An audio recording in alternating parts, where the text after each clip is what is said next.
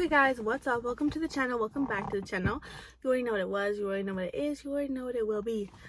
So today, you guys, okay, so I've been trying to read the Bible. Like, I'm gonna try and read the whole Bible like this year.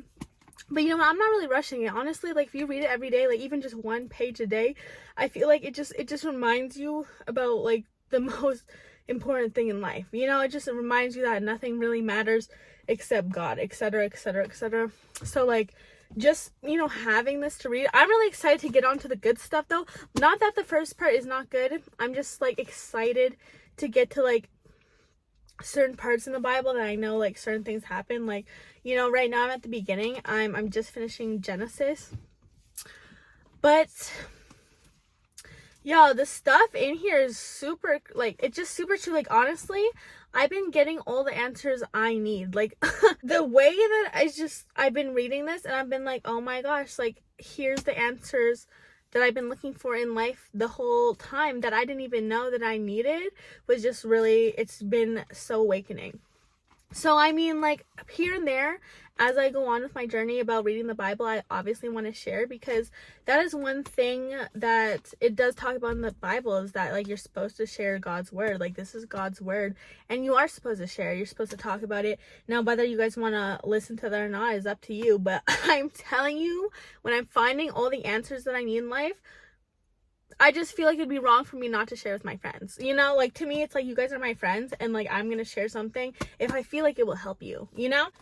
So you guys, there's some crazy stuff that even happened in this that I just wasn't even aware about. Like, y'all, at the very beginning, like on page 12 or something, basically Abraham's daughters ended up getting him drunk and sleeping with him. Like, I was shook when I read that. I had to read over that twice. I was like, no way is that in here. Like, it is so raw. Like, this stuff is so raw. Like, I really just was not expecting that. Like, I didn't know what I was gonna expect reading the Bible, but I was not expecting that. You know, just stuff like that. I was like, that's crazy. But you know, there's the Old Testament and the New Testament. So I'm still in the Old Testament. Apparently the New Testament is a little bit like, you know, a little bit more, you know. But yeah, so that just took me off guard when I saw that. I was like, whoa. Anyway, so then I keep going on with the Genesis. So, like, obviously the very beginning is about how Eve ate the fruit, etc., etc. And, like, I could never get past the first part. Like, I read the first pages a few times of the Bible, but I just couldn't get past the part where they're naming all the people, like, and then this person, and this person, and they just do a whole page of, like, I just got so lost in that. Like, every time I just, like, give up when it got to that. But I forced myself to get through that part. And it really gets good. It really does get good. So y'all, if you're just like me and you've read the first page, you tried to read the Bible, it just got boring. Like, the thing is, before, when I was younger, I just couldn't understand. I would read it, nothing was speaking to me. I couldn't understand this. Like, dwell, have I, thou, shall. I don't speak like that, talk like that. I barely passed English class, so it was really hard for me to understand the Bible, even though I wanted to read it. And like, I just stopped making excuses. I'm just like, you know what, I'm just gonna read it and, like, you know, force myself. Because like, I saw TikTok too. Like, I love like like being on Jesus TikTok, because when I like it and always comment for the algorithm, so I keep getting more. It's like, even if you don't understand, God will see that you're trying and that you want to try, and then he will give you the knowledge to understand. Because before, when I tried to read the Bible, I did not understand, but this time it's been really speaking to me and I understand it. This is the first time I'm opening the Bible and I'm like, I actually understand what's going on. So after the part where Eve eats the fruit and all that, then it goes on to, like, you know, Abraham, etc., etc. And then I read a little bit more, and now we're going on to Joseph. And I don't think this is the Joseph that, like, married Mary. I don't think that's that Joseph, but I don't know yet. So, you know, the names kind of confuse me a little bit, but yeah, this is a different Joseph. And I just want to talk about something. So I came to a realization, y'all, and everything here, it was written a long time ago, but this so applies to us now. 110%. Like, this is so good to use as a reference just in life in general. Like, this is crazy. So what I realized is, like, nobody likes to be cheated on, nobody wants to be cheated on, and I feel like cheating is a very reoccurring thing that's happening in our generation and just in life in general, and like everyone seems to be getting cheated on, which I absolutely hate. I do not stand for that. I do not like cheaters, you know. Like, to cheat first is just really, it's just like it's just like, I just don't comprehend. Like, you mean everything was good and then you went and cheated, or like they didn't cheat on you and you really just went and cheated just first? I don't understand. Like, just leave, break up, because like if you cheat, you clearly don't want to be with that person. Like, why would you want to cheat on your person and go back to them? No, how can you look that person in the eyes knowing you cheated? Like, I don't like secrets like that, and to me that's not a really good, strong relationship. Like, if I cheat on somebody, I don't want to be with them, clearly, right? So why would I want to be with a weak man that I would cheat on? You know, if I'm really in love with a man, I'm not going to cheat on him because I think he's the best, you know, and that's how it should be. So anyway, so I'm reading, and we get onto the story of Joseph, okay? And it says Joseph is tempted. So I'm just going to read a little bit. So basically, Genesis 39:3, you guys. Actually, Genesis 39:6, okay? So it says, and he left all that he had in Joseph's hand, and he knew not aught he had, save the bread which he did eat. And Joseph was a godly person and well favored. Okay, so Joseph was a godly person, you guys, well favored. Okay, keep that in mind. He was a godly person and well favored. Genesis 39:7, Joseph tempted. And it came to pass after these things that his master's wife cast her eyes upon Joseph, and she said, lie with me.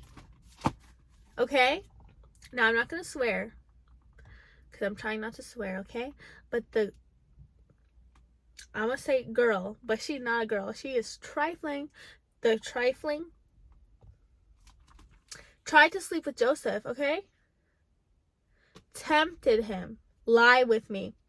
Okay, Genesis 39:8. But he refused and said unto his master's wife, behold, my master, what hath... See, I don't understand those words, but like, you know, I throw them in, and I understand just to... What if not, what is with me in the house? And he hath committed all that he hath to my hand.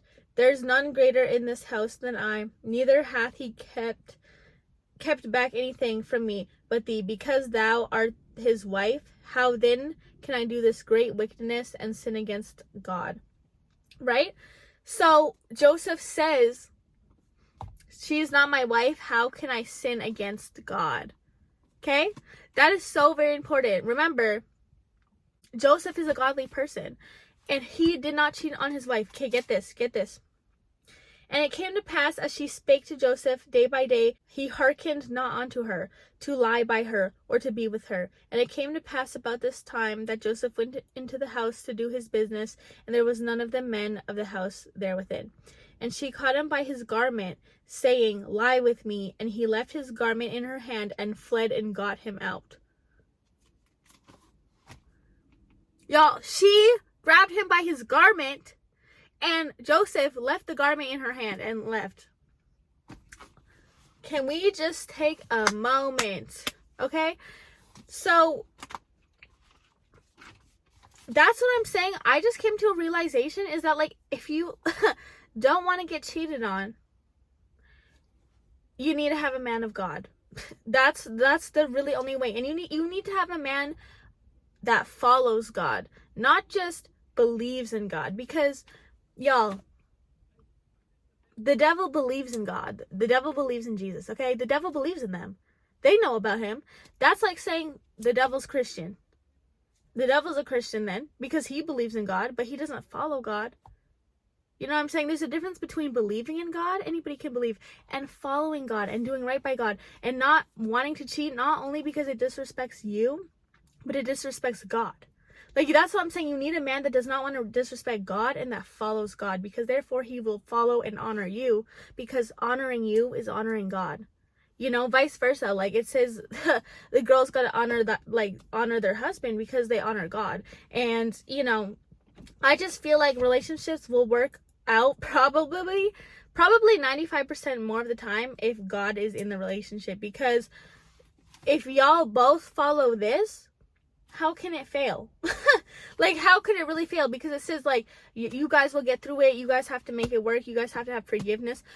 but like no cheating. Like you wouldn't cheat because you already don't want to sin against, you already don't want to hurt your partner, right? If you're not a cheater. But then also to have that second, like, God talking to you, like a person that talks to God would have God's voice in their head through any decisions they make. So when they are tempted, they can realize this is something bad that's tempting me, and this is Satan, and identify this is Satan, this is not good, this is lust, and I don't want lust, right?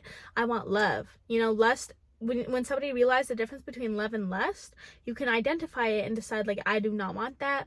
You know what lust leads to. It leads to nothing good, no love. It's just empty. It's just an empty hookup, right? But when somebody follows God, they're going to know the difference easier between lust and love, and know when they're being tempted, and also not even want to putting themselves in situations where they're more likely to be tempted because they're following God. So like, it's just like the fact that like a lot of people aren't following God these days. So there is no morals. Like when you don't have God, sinning is easy. The devil makes you feel really comfortable in your sin because you're far away from God. So he's right where he needs you to be. So he's going to make you feel comfortable. He's going to make sinning feel great. He's going to, you know, you're not even going to feel bad about sinning. You're going to sleep with somebody and not even feel bad about it.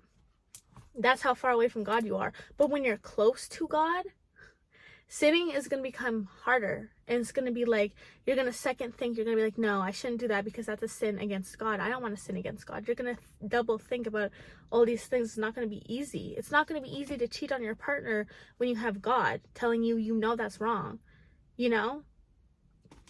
So I figured it out. Like, y'all, if your man in your life is not godly,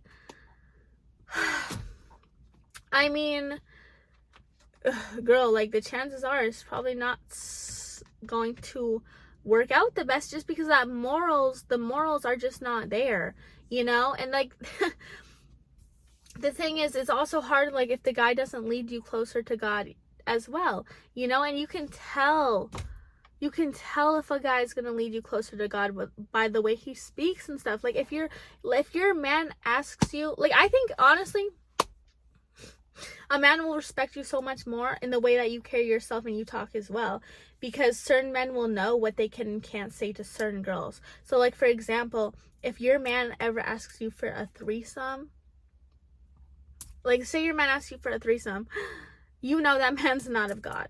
When a man of God asks you for a threesome, and not only does that hurt you, like hurt your feelings if a guy asks you for a threesome, but he wouldn't even ask because that's gonna hurt God. That would hurt God, right? That's not very godly. That is sleeping outside your marriage. That is not, nothing about that has morals written all over it, okay? And y'all, don't fall into sin and be like, oh yeah, let's do a threesome to impress your man. Like that's only gonna wreck the relationship even worse. Like I really do think like threesomes would just like mess up a whole relationship, in my opinion. Like I don't know, I haven't done it, and I just don't want to do that, and I do not want to share my man, and I don't like that at all. So if a man asks you to have a threesome, you're gonna have to draw the line real quick and be like don't let that slide, you guys. So what you're gonna have to say is, because like you want to be a person of God and you want to be like a better person in general, then you just have to be like, that is not godly of you. Like when you're in with God, you can check each other too. Like you'd be like, that is not godly. Like how do you think God would feel about that? That is not godly of you at all, and like that's actually leading me farther away from God. And if you're gonna lead me farther away from God, I cannot be with you, because I'm not a woman of that morality, and I just can't follow somebody who would lead me down that path. Because you guys, literally, I forget what chapter it is, but in the Bible, it says the man is the leader. The man is supposed to lead you, okay? He should lead you closer to Christ, not farther away from Christ. And if he doesn't, then he just is not the one for you. He's gonna lead you straight to hell. That's where he's gonna lead you. Because when you love, it's so strong, you guys. And like when you love somebody, you will follow them wherever they go, right? That's why your love for God has to be greater than anybody, because God will never lead you to hell. He will never lead you to hell. He will never lead you to sin. He will always lead you onto the right path of being happy. Okay? When has God ever led you to being sad? I mean, God has never led you to being sad. It's our own choices that when we don't follow God, it leads us to being sad. And then we have to go back to God and be like, God, please help us. Like, I'm sad right now. Like, I'm sad. When it's like you're sad because you didn't follow him to begin with. You know? And even when you do follow him, he always leads you out. He always makes it better. It's always gonna be better. You just have to trust the process. But yeah, like, the man is supposed to lead you to God, and if he doesn't, then you gotta cut him off. And if he's asking for threesome, that is like,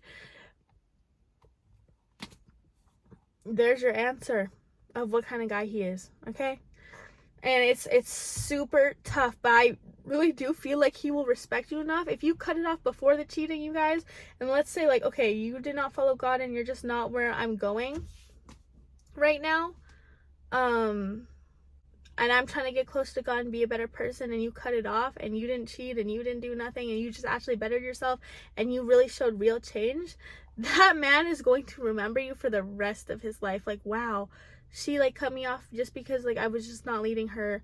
Like, he's gonna probably feel like a shitty, I don't want to swear, but like not a great man, you know. That's gonna be like, wow. And he's gonna be left with the whores, like the real whores that are just like actually like don't care and just like sleep around like for real like that, you know, the ones that really be hurting these guys' feelings out here, you know. But definitely that guy's going to remember you and look at you some different type of way if you really leave him, because he's just not going to the direction. And the thing is, you guys, I saw this, it's the quote in the Bible. I really love this. I just can't remember exactly what it says right now, but I will put it here because I love it that much. It says, like, why do you, it's like someone asking, like, why do you care so much if your man follows God or not? How can you guys walk beside each other if you guys are not going in the same direction? You can't. You can't. That you literally can't, because you guys are on different paths, right? They want to go somewhere else that you don't want to go, and they're just not ready to go where you're going. So you got to separate. I mean, what else is there, right? Because one of you is going to have to compromise where they want to go, right? And like, God forbid it be you, and that you chose that path just because that guy's not ready to be righteous and live in heaven with Jesus, right? Like, that guy's not ready, so he's gonna drag you down to hell, and you lose eternal life over a guy that doesn't even want to be loyal to you. That is the saddest thing I've ever heard. So just keep in mind, you guys, this will really have all the answers for you. And like, even when you're sad and it's hard to make the right decisions, and you read this, it just makes you feel like it's like you're not alone. Like, these people in the Bible have gone through the same situations as you. Everyone in the Bible has sinned, done worse, murdered, like, and like, God was there for all of them, you know. And I wanted to let y'all know that after Joseph did not sleep with that girl ended up lied and said, look, I have his garment, he tried to sleep with me, to her husband, and he went to jail, you guys. Joseph went to jail for doing the right thing. Okay, Joseph didn't have a perfect life, but he still believed in God and he still had his faith. And after the jail and everything, he became a pharaoh of the whole city of Egypt. Like, he literally ran Egypt. So don't lose your faith, you guys. Even when you do something right and it still didn't work out for you, you still have to have faith that it's still going to work out. Like, you did something right. Oh, things are crumbling around you, but you're still protected. You're still protected even when everything's going wrong. I just know you're still protected and you did the right thing. If you did the right thing, you'll be good. That's it. That's all. So yeah, you already know, like, comment, subscribe, you guys. I like these little conversations because, yeah, I be learning too. Like, I'm learning late. I don't know. Like, this was just such an eye-opener. Like, they have to believe in God because God's going to give him the morals. Everything that you want, the feeling of love, the feeling of, like, someone worshiping you. If they worship God, they'll worship you, right? Because the best relationship is when you guys serve each other, when you guys are able to be servants to each other, you know? And a lot of people in this world have egos that are so big. Nobody wants to be the servant for each other. Like, what? You guys should both be able to be servants for each other. It literally says that right in the Bible, that's going to be the best relationship, is you serve each other. There's not, like, nobody's ego's up here. Nobody's ego's, like, we're in one with Christ, you know? So, yeah, I just feel like I found all the answers slowly by slowly, and I'm only in Genesis, you guys. That's the very first chapter of the Bible. So, it only feels right that I share it with you guys, okay? Anyway,